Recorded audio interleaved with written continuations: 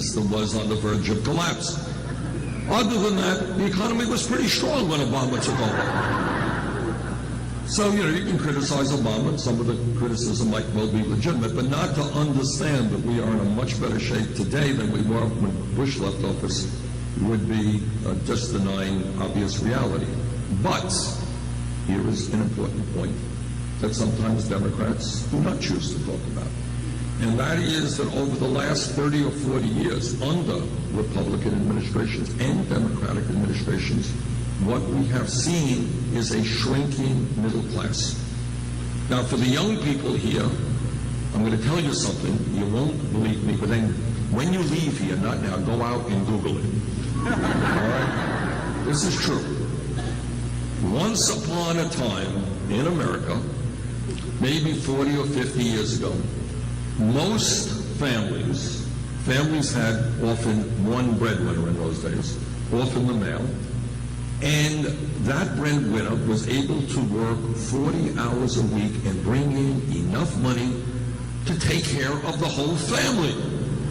I know you don't believe me, young people, but it is true. And then we saw some amazing changes. We got an explosion of technology that made every worker more productive. We had the global economy and all kinds of free trade agreements, and the result of it was that in the vast majority of families, you got mom working, you got dad working, you got the kids working, and they still don't have enough disposable income to pay the bills.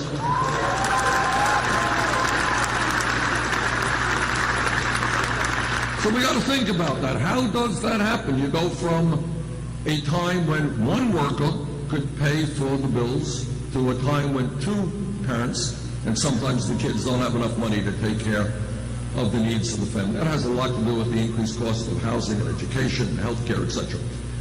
But the bottom line of all of that is that we must create an economy today that works for all of us and not just the 1%.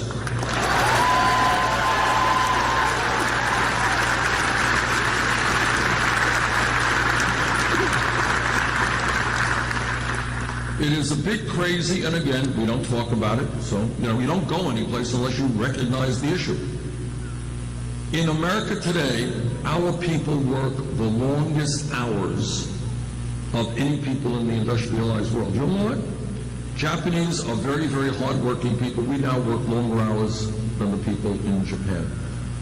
So you got people working incredible hours, and yet today, 58% of all new income, 58% goes to the top 1%.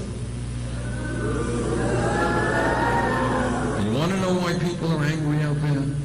They are angry because they look around them, and in real inflation adjusted for wages, in many cases, they're working longer hours for lower wages than they used to have. All right? And then they're looking, what's even worse than that, they're looking at the future, and they're seeing their kids out there, and they're saying, you know what, unless we turn this economy around, our kids, for the first time in the modern history of America, will likely have a lower standard of living than our generation. This is the American dream in reverse. My dad came to New York City as a kid, he came when he was 17 years of age. Didn't have a nickel in his pocket, and he never made much money. Never made much money. We lived in a 3.5-room apartment, rent-controlled apartment in Brooklyn. But what he dreamed about, and my mom dreamed about, is that their kids would do better than they did. That's the case. My brother went to college. I went to college. We did better than our parents. I do not want to see this younger generation have a lower standard of living than their parents.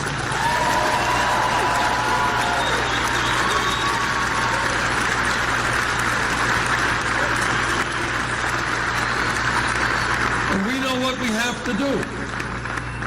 It's not rocket science, and I'll talk about it in a minute, what we have to do. The problem is that we have to take on the billionaire class and their greed in order to do it, and that's what this campaign is about.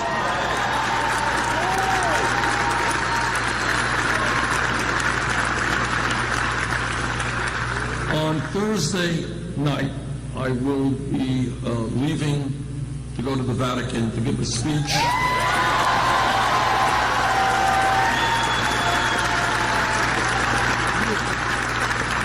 must tell you that I am a very great fan of the role that Pope Francis has been playing in talking about inequality in this world. You know, it goes without saying that I have my strong disagreements with certain aspects of what the church stands for. But he has been out there talking about the need for a moral economy. A moral economy.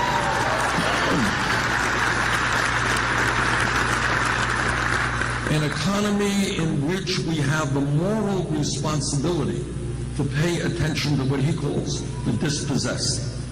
And that is the unemployed, the children who are living in poverty, the elderly people who are alone and sometimes hungry and sometimes depressed because they're outside of society. And he talks about the idolatry of money, how in the old days they used to worship the golden calf, and now you have so many people just worshiping the accumulation of money. And the need to create a society in which our job is to care for each other, not just to allow a handful of people to become multi-billionaires.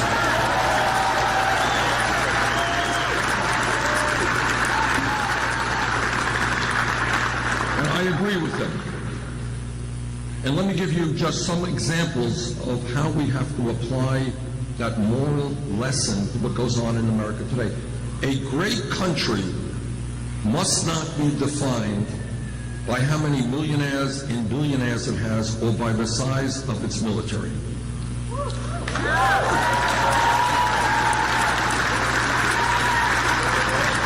A great nation must be defined by how it treats the weakest and most vulnerable among us.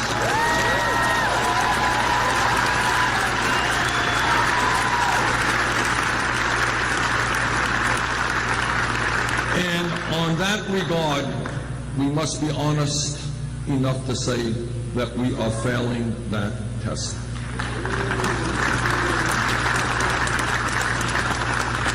This is the wealthiest country in the history of the world, and yet we have the highest rate of childhood poverty of almost any major country on earth. About 20% African American kids, about 1/3 of them are living in poverty.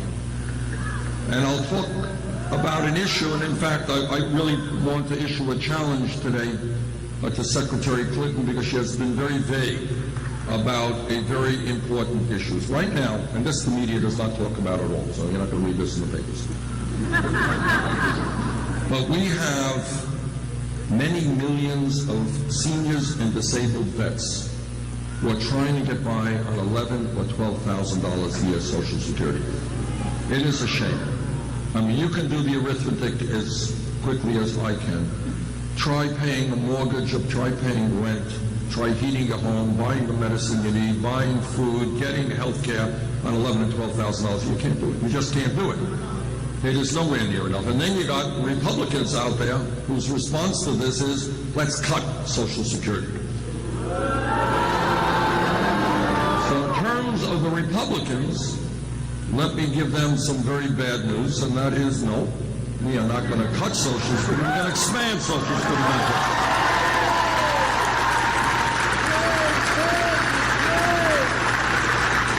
But to Secretary Clinton, I say, over 1/3 of senior citizens in our country today rely on Social Security for virtually all of their income, 1/3. Social Security today, despite what the Republicans tell you, has a $2.8 trillion surplus and can pay out every benefit owed to every eligible American for the next 19 years. Now, the good news means that anyone who tells you Social Security is going bankrupt is lying. Bad news is 19 years is not enough time. We have to extend it a lot longer than that.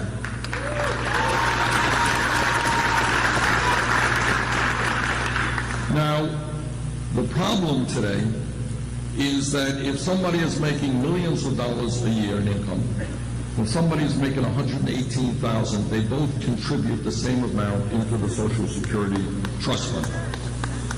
Now, the plan and the legislation that I have introduced would lift that cap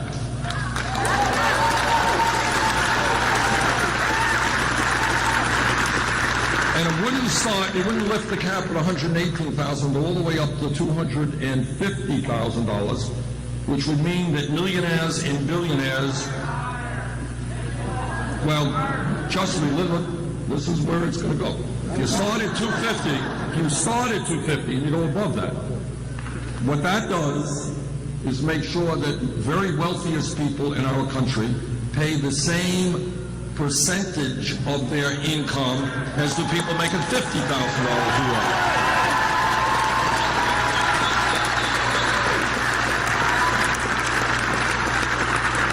And this increased taxes, and remember, this increased tax on the very wealthy, the top 1.5%, comes at a time when the wealthiest people have been doing phenomenally well. And this plan would extend the life of Social Security, not for the current 19 years, but for 58 years.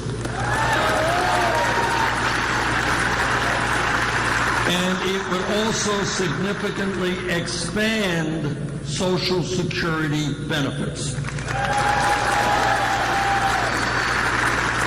Under this plan, seniors with an income of less than $16,000 a year would see their benefits go up by more than $1,300 a year.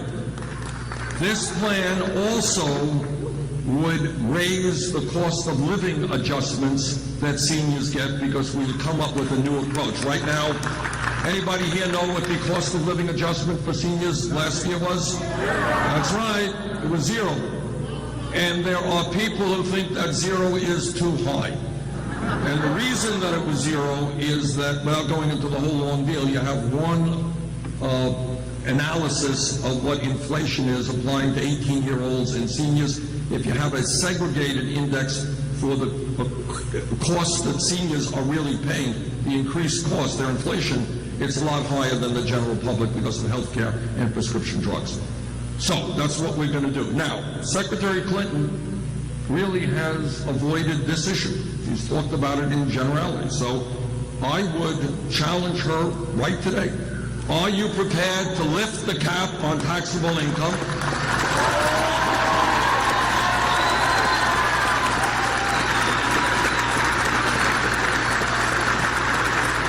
And are you prepared to expand benefits for millions of seniors and disabled veterans who need it? Stop being vague on this issue. Yes or no, are you going to lift the cap?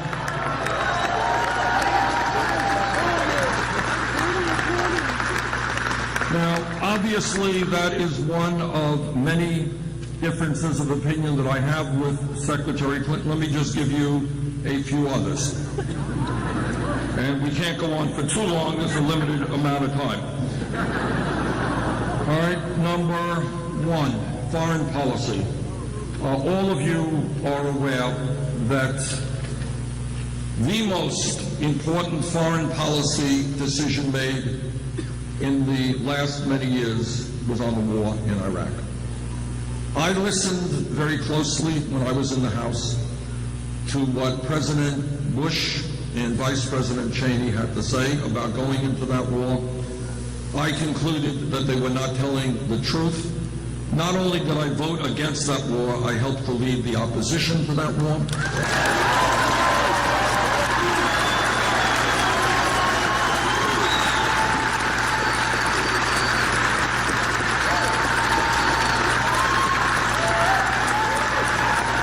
And it gives me no pride to tell you this, but if you go to my website, hear what I said on the floor of the House in 2002 about my fears. And many of those fears in terms of creating instability in that region, the loss of lives, the money that we would have to spend, turned out to be true. Secretary Clinton was then New York State's senator during that period. She heard the same evidence that I heard. She voted for the war in Iraq. Now, she has since, that's right, it is. It was poor judgment, but it's not just, I think it was more than just poor judgment on that case. I had a debate with Secretary Clinton a couple of months ago. We're going to have another debate, I guess, on Thursday evening, which I look forward to. And I was really surprised that we were talking, I guess, about foreign policy, and Secretary Clinton said that she was very gratified, paraphrasing her, to have been praised by Henry Kissinger for how she ran. I will never be praised by Henry Kissinger.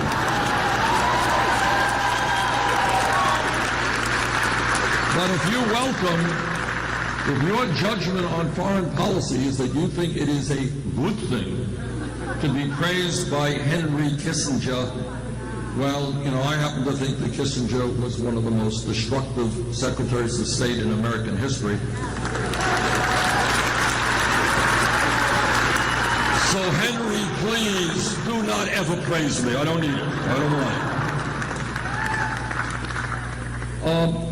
Another area which is very, very significant where we have differences is how we raise money.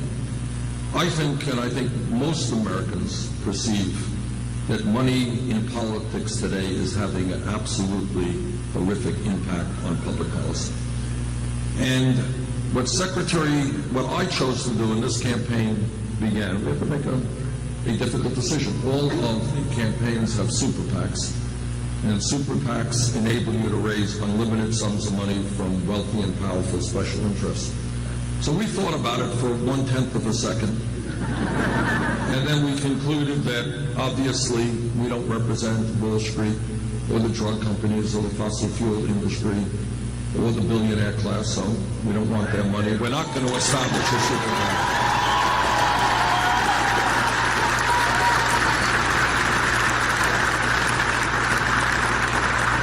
Secretary Clinton chose to go another route. She established not one super PAC, but several super PACs.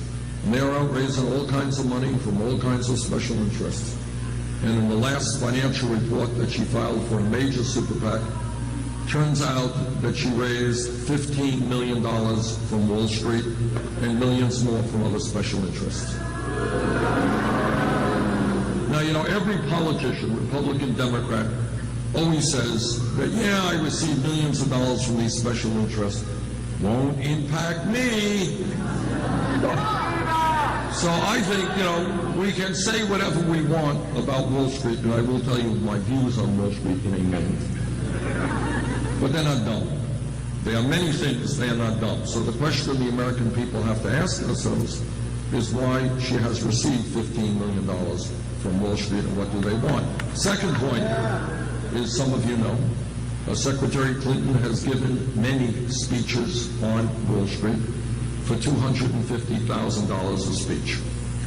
Now, I kind of think that if you're going to get $250,000 for an hour's work, it must be a hell of a good speech. It must be a brilliantly insightful speech, probably solving most of the problems facing humanity. It must be a speech written in Shakespearean prose. And I kind of think if it was this brilliant a speech, the Secretary should release it to the entire country.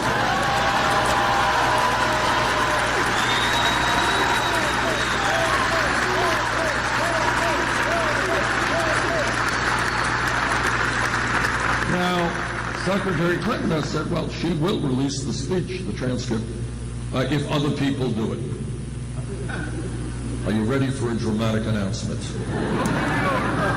Here it is. That's right. I am prepared at this moment to release all of the transcripts of all of the speeches that I gave on Wall Street. You all ready? You got it. There it is.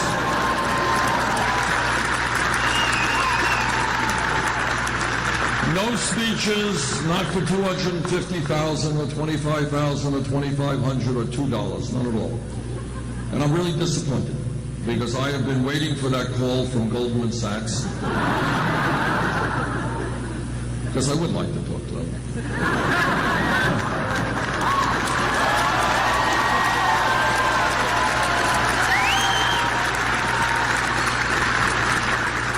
What I would tell them if they were so kind as to invite me for free, don't want a nickel, and that is that their greed and their recklessness and their illegal behavior caused massive suffering in this country, bringing us into the worst economic downturn since the Great Depression. Millions of people lost their lives and their homes and their jobs as a result of what they did. And what I would also tell them is when you have 3 out of the 4 largest banks today bigger than they were when we bailed them out because they were too big to fail, we are in fact going to break them up. They're a danger to our economy.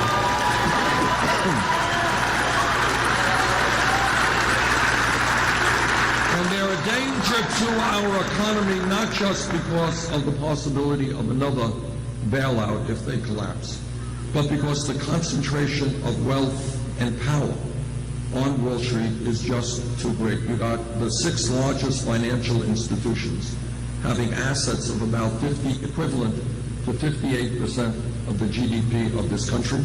They issue 6 large financial institutions issue 2/3 of the credit cards and 1/3 of the mortgages in this country. So when you have a handful of financial institutions with that much economic and political power, I think it is a danger to this economy and to the kind of financial services that we need in this country.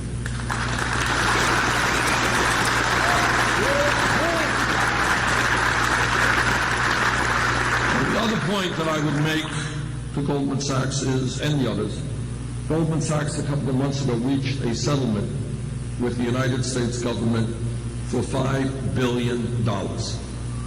And other banks actually they knew that they were worthless, so they were cheating investors, cheating the American people. Now, what happened is, after this huge settlement, $5 billion, how many of these guys went to jail? Meanwhile, in New York State or Vermont, you get arrested with some marijuana, you get a criminal record. But apparently you can be an executive on Wall Street, commit illegal acts, pay a $5 billion fine, and nothing happens to you except you get a raise in your salary.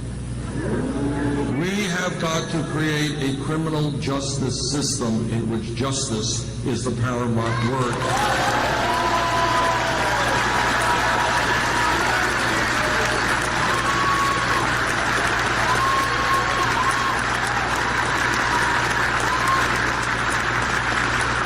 Say another word while we're on criminal justice, which is an issue that we have got to deal with. We have more people in jail today than any other country on earth, 2.2 million people. We're spending $80 billion a year locking up fellow Americans. People in jail are largely disproportionately African American, Latino, Native Americans. So, here's what we have got to do. Shame is the right word. Shame is the right word.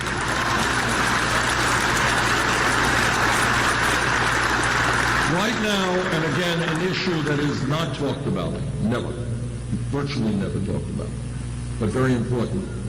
We had some economists do a study for us, and what they discovered was that youth unemployment, these are for high school graduates, not kids who dropped out, between 17 and 20, if the kids were white, real unemployment and underemployment for these kids, white kids 33%, Latino kids 36%, African American kids 51%. What together we are going to do is invest in these young people in jobs and education, not jails or incarceration.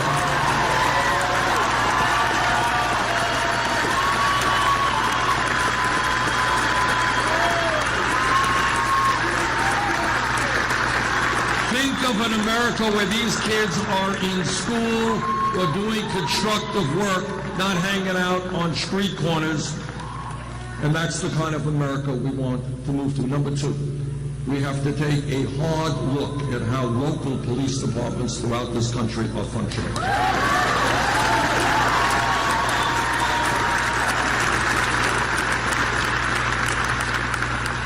I am tired, and I believe most of you are tired, of seeing videos on TV of unarmed people, often minorities, being shot and killed by police officers.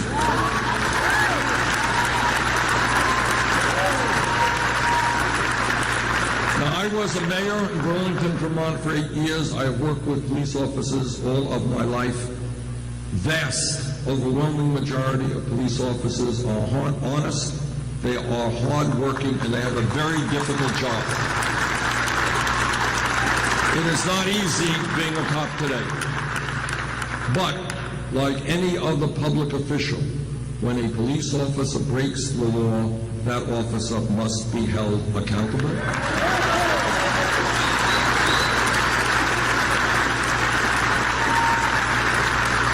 We have got to demilitarize local police departments.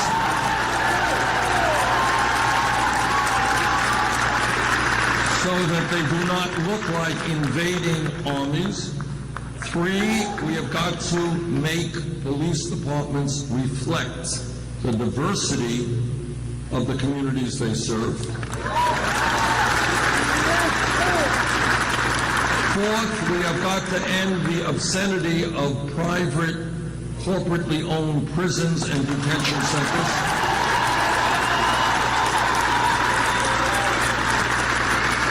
Corporations should not be making profits by imprisoning fellow Americans.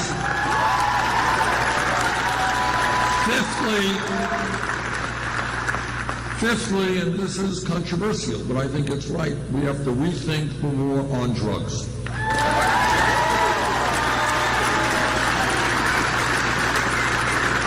Too many Americans, in fact millions of Americans over the last 30 years, have criminal records because of possession of marijuana.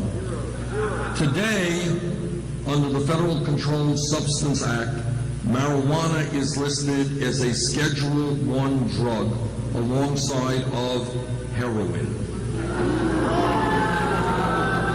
Now, I know people argue about the pluses and minuses of marijuana, but marijuana is not heroin, that's for sure.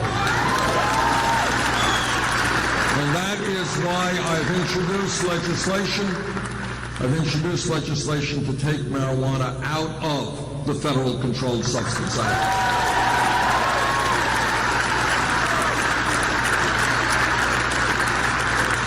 Possession should not be a federal crime. Further, when we talk about drugs, everybody here knows that this country today is experiencing an epidemic of heroin and opiate addiction, that every single day people are dying of overdoses.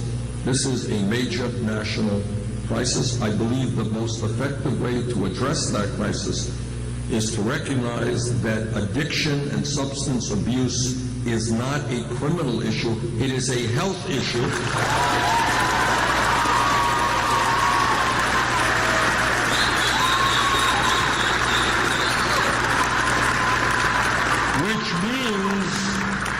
Which means that we need a revolution in mental health treatment in this country.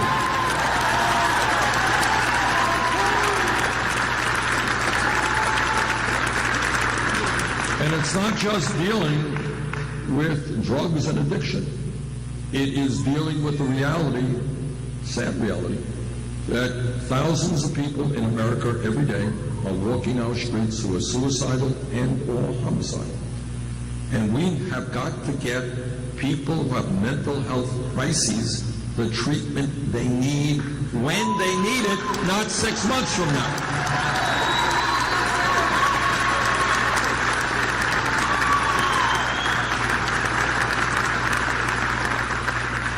When we talk about addressing the economic crises facing our country, here's what we've got to do, in my view.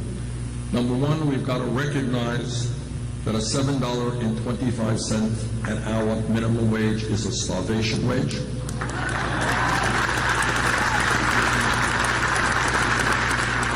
And let me give you an example of why I am optimistic about the future of this country.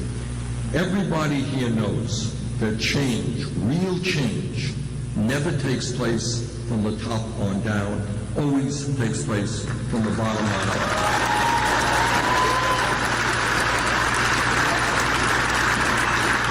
Now, I'm going to give you a very, very contemporary example of that. If we were here in this room 5 years ago, somebody jumps up. He says, you know, Bernie, the $7.25 minimum wage is a joke. Nobody can live on it. We have got to raise the minimum wage to $15 an hour. Now, if somebody said that 5 years ago, the person next to him would have said, $15 an hour? You're out of your mind. You want to more than double the minimum wage? You can't do that. That's not realistic. You're thinking too big. You're too radical. Okay, maybe $8, maybe $9, even $10. That would be great. 15, unthinkable. Can't be done. What happened over the last 5 years? What happened is, with the support of unions, people in the front, what happened is, and I've been out on picket lines with these people, with the support of unions, people in the fast food industry, McDonald's, Burger King, Wendy's, etc., they went out on strike. They protested, they demonstrated. And they made, that's right, called the Fight for 15. That's what it was about.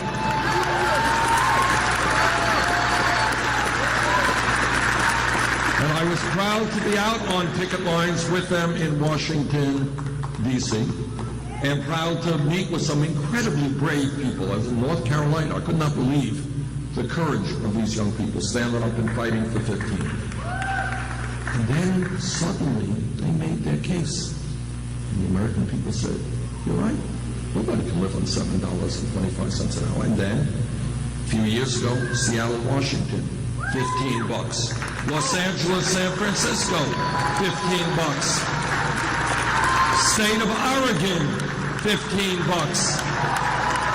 And then just in the last few weeks, California and New York, $15.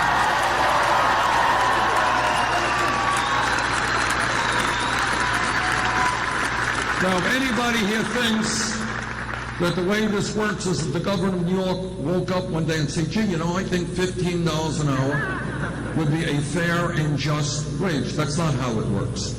It works when people demand and fight for that and make him an offer he can't refuse.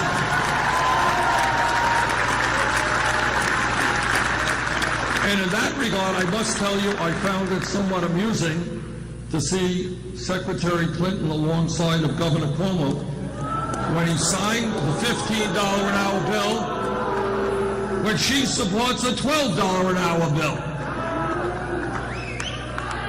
So that's how change takes place, from the bottom on up.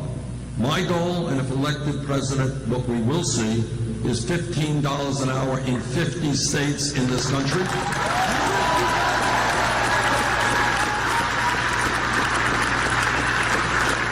We will end the absurdity of American women making 79 cents on the dollar compared to men. Pay equity for women.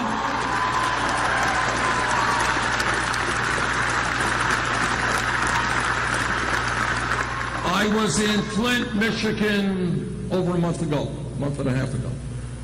What I saw and heard in Flint, Michigan shook me up very badly. In fact, I was supposed to go out and give a speech afterwards, and it was a little bit difficult to do, because I literally could not believe what I was hearing was taking place in the United States of America in the year 2016. And that is, children were suffering cognitive damage because of unbelievable amounts of lead in the water. But it is not just Flint that has a totally inadequate infrastructure. You got water systems all over this country which have serious problems, wastewater plants, roads, bridges. Our rail system used to be the best in the world, no longer the case. Levees, dams need massive amounts of repair. A $1 trillion investment rebuilding our infrastructure will create 13 million decent-paying jobs, and that is what we've got to do.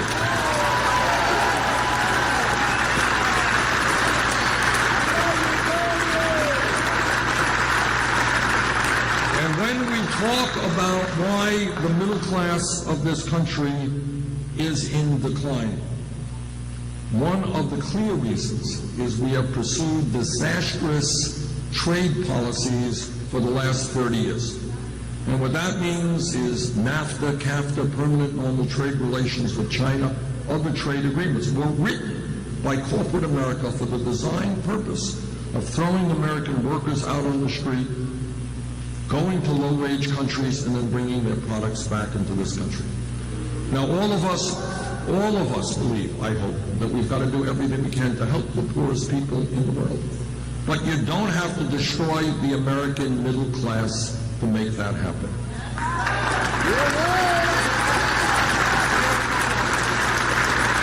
So when we talk about rebuilding the American middle class, it means creating trade policies that work for workers, not just the CEOs of large corporations.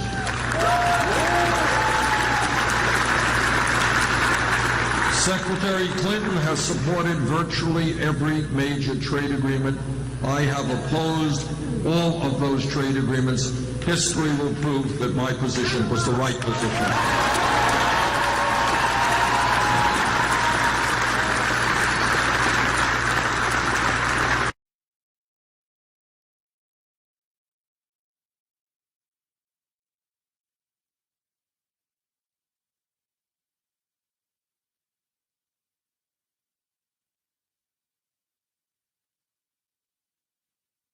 Is an international embarrassment. All right, every psychologist, child psychologist, understands that the most important years of human development is 0 through 4. And yet we have a dysfunctional child care pre-K system in which millions of working families are unable to find quality, affordable child care.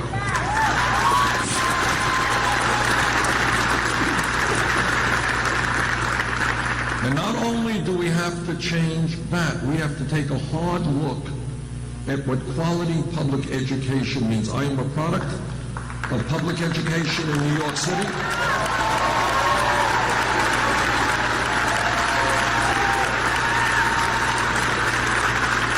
I went to PS 197 in Brooklyn, James Madison High School.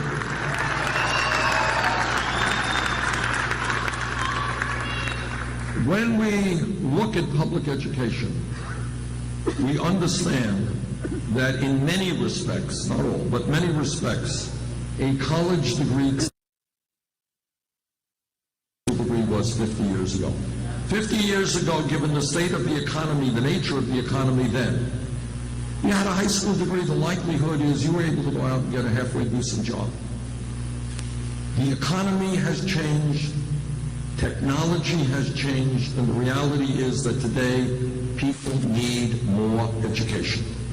And that is why I believe that when you talk about public education today, it's no good just to be talking about first grade through 12th grade. We must make public colleges and universities tuition free.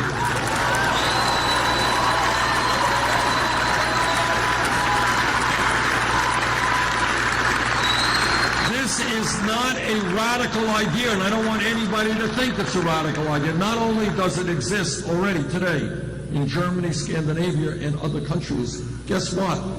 It used to more or less exist in America 50 years ago. Many of you don't know this, but you could 50 years ago go to one of the great public colleges or universities in America, City College, Brooklyn College, virtually tuition free.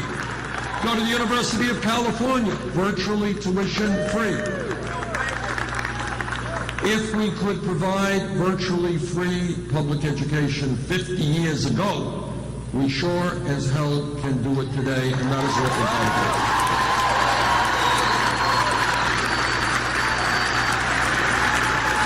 And understand what that means. It's not just, making it easier for people to go to college. It is giving a signal to children today in New York City, perhaps whose parents never went to college. My parents never went to college. So you got kids all over the city who don't know anybody who went to college, who think that going to college is the equivalent of going to the moon. It's impossible. It can't happen. But when we get the word out and create a nation in which anybody, any kid who does well in school, who studies hard, who takes school seriously, when that kid knows that he or she will be able to get a higher education regardless of the income of that family, that is revolutionary.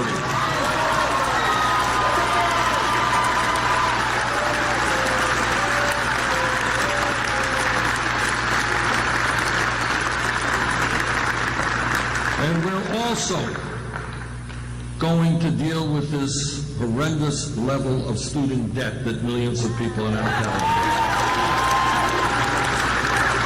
Right now, many people are stuck with high interest rates that they cannot get rid of. Our plan is to allow everybody with student debt to refinance their loans at the lowest interest rates they can find.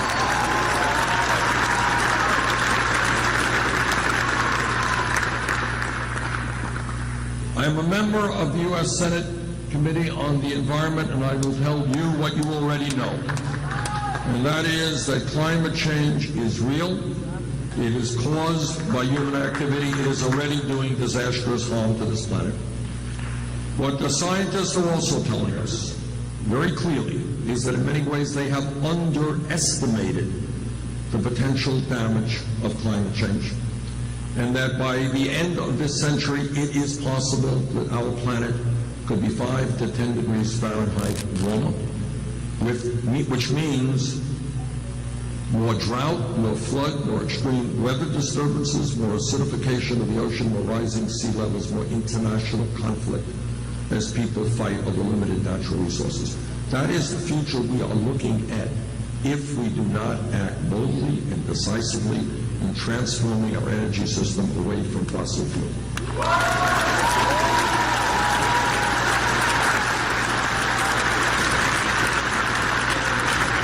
As president, that is exactly what I intend to do.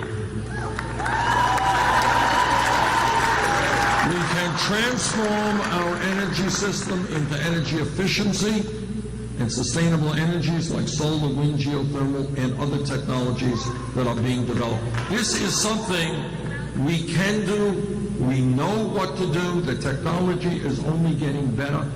The issue is simply having the political will, telling the Republicans that they have got to face reality. They cannot continue to deny the reality of what's happening, and they got to worry about the future of this planet more than their campaign contributions from the fossil fuel industry.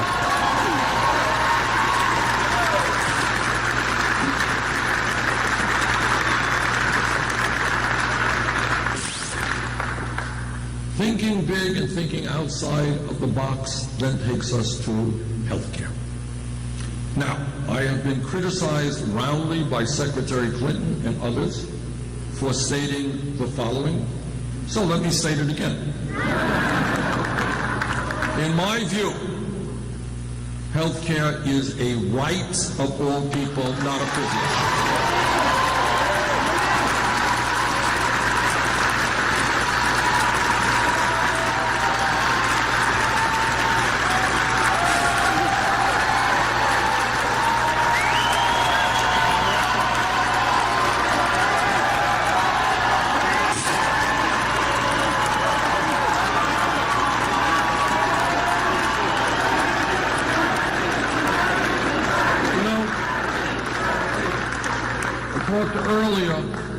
Talked earlier about how today, $15 an hour, we have moderate governors signing the bill, no problem.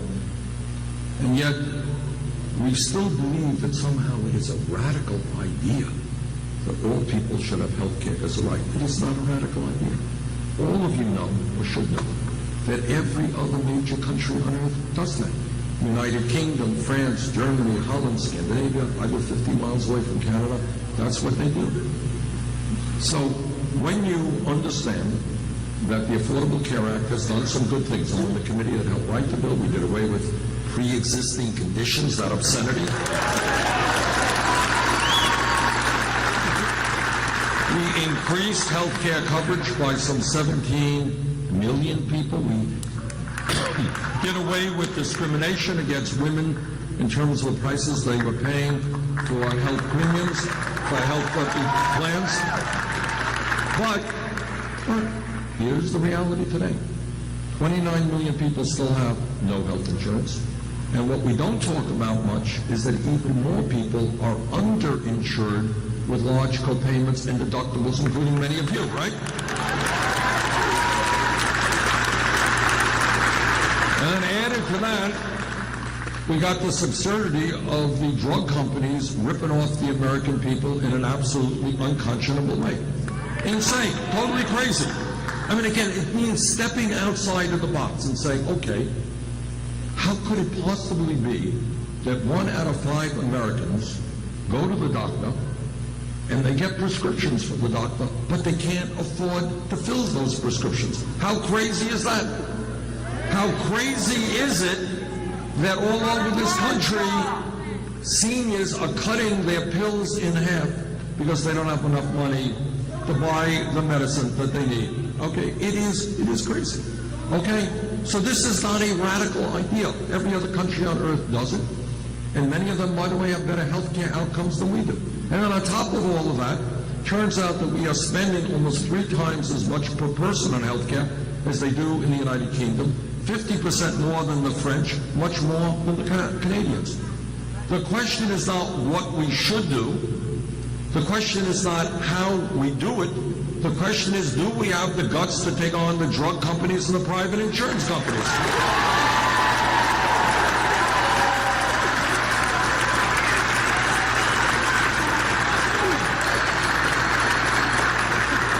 And that is why I believe we need to move toward a Medicare for all single-payer program.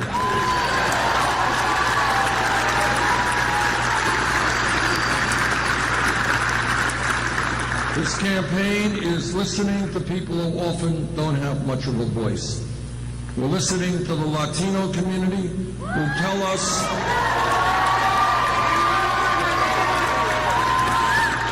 correctly tell us there are 11 million undocumented people in this country. Many of them are being exploited because they have no legal rights. Many of them are living in fear, living in the shadows.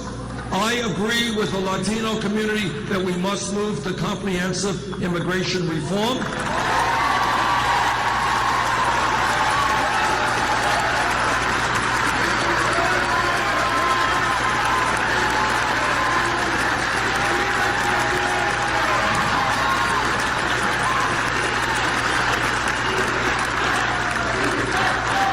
And if Congress does not do its job, I will use the executive powers of the presidency to do everything that I can.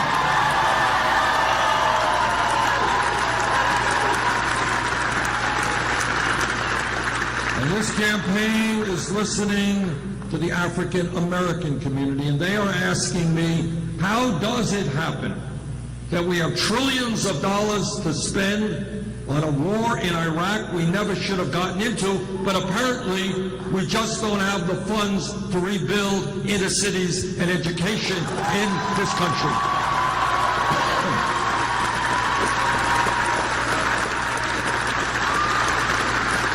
And again, think big, not small. Do not accept the status quo. Do not accept kids in minority communities getting inferior, inadequate education. Do not accept people having to deal with gentrification and getting affordable housing wiped out.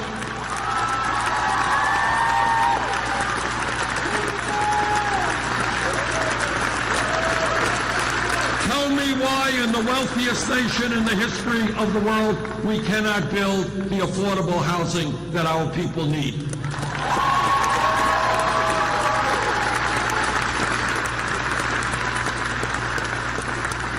And this campaign is listening to the Native American community, by the way. People who have been lied to, people who have been cheated from the first day that settlers came to this continent. And we are going to change our relationship with the Native American people, to whom we owe so very much. More than any other people, they have taught us that we as human beings are part of nature, that we have got to live with nature, not destroy nature.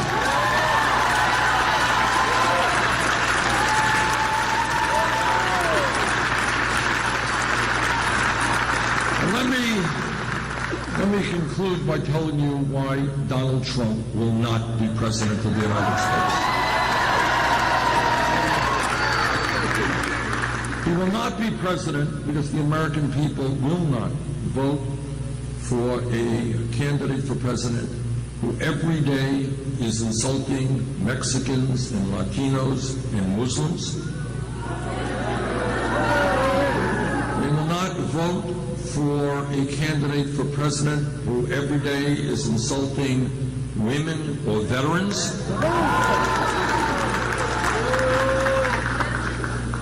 And they will not be voting for a president whose goal appears to be trying to divide us up.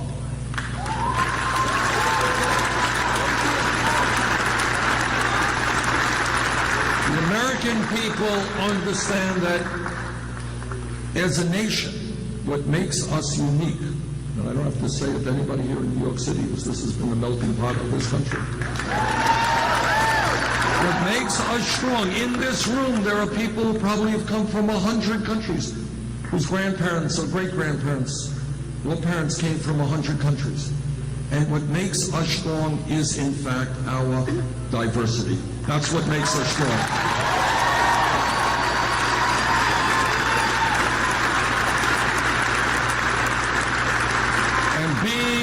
Bringing people together always trumps dividing us up. The American people understand that what America is about is supporting each other. My family's in trouble, you gotta help us. Your family's in trouble, we are there for you. That's what society means.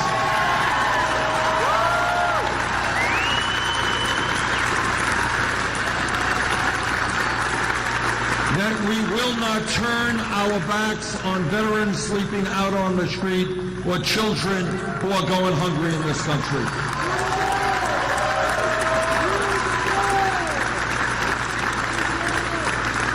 And that togetherness, supporting each other, always trumps selfishness.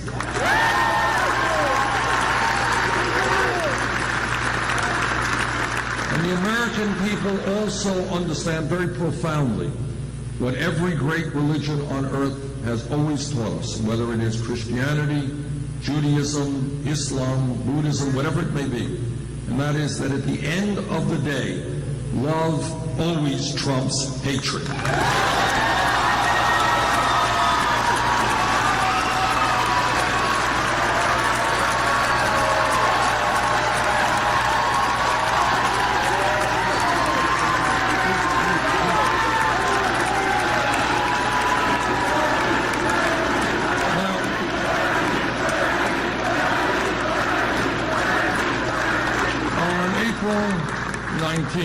There's going to be a very important primary here in New York.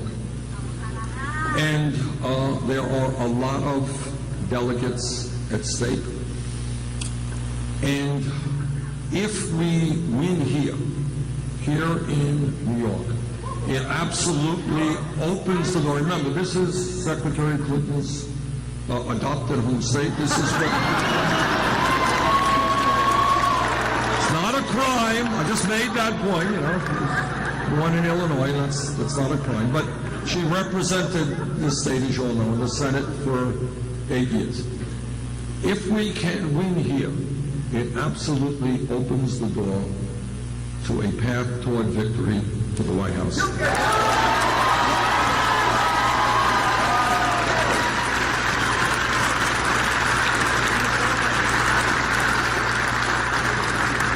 Now, what I've learned in this campaign is that when the voter turnout is high, and we have seen some very high voter turnouts in various states, when the voter turnout is high, when working people and young people, and a lot of people who kind of given up on the political process, come in and vote.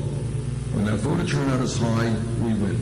When the voter turnout is low, we lose. So I hope that on April 19th here in New York State, we will have the highest voter turnout in a Democratic primary in the history of the state.